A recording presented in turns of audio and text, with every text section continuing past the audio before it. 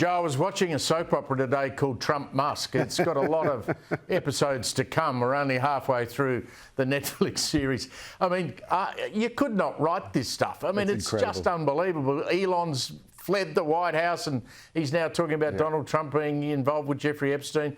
It was always going to end in tears, wasn't it?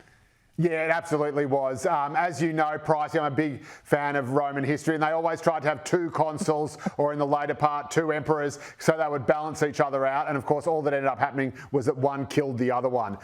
You don't lock two tigers in a cage together and expect them to get along. And it was always going to be the case that two titanic egos like Donald Trump and Elon Musk, the most powerful man in the world and the richest man in the world, they were always going to, as soon as any disagreement appeared, these are people who are used to having armies of people behind them telling them that they are absolutely right about everything.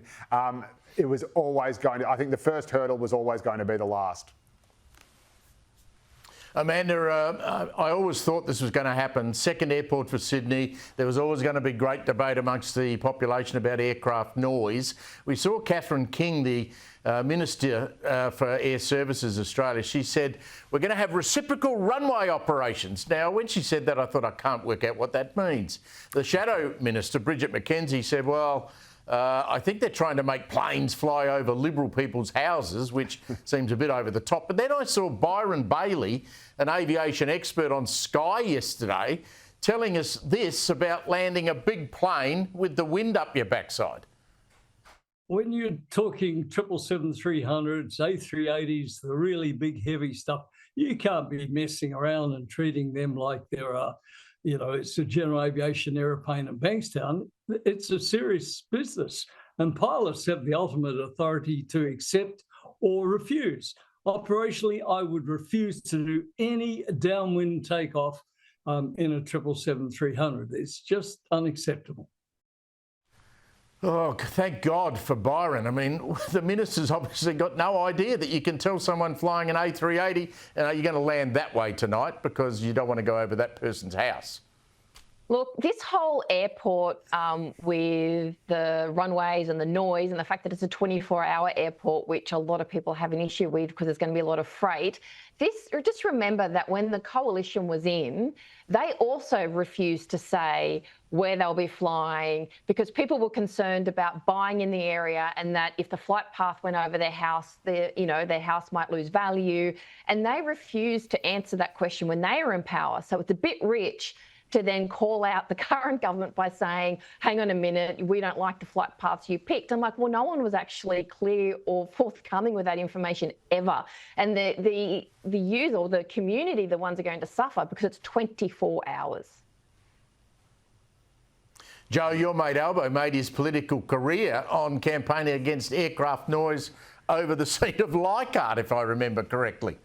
That's right, with the seat of Graindler, where I also live, and I can tell you I am no stranger to aircraft noise, and Albo certainly as the local member and as Prime Minister is a big supporter of Western Sydney Airport.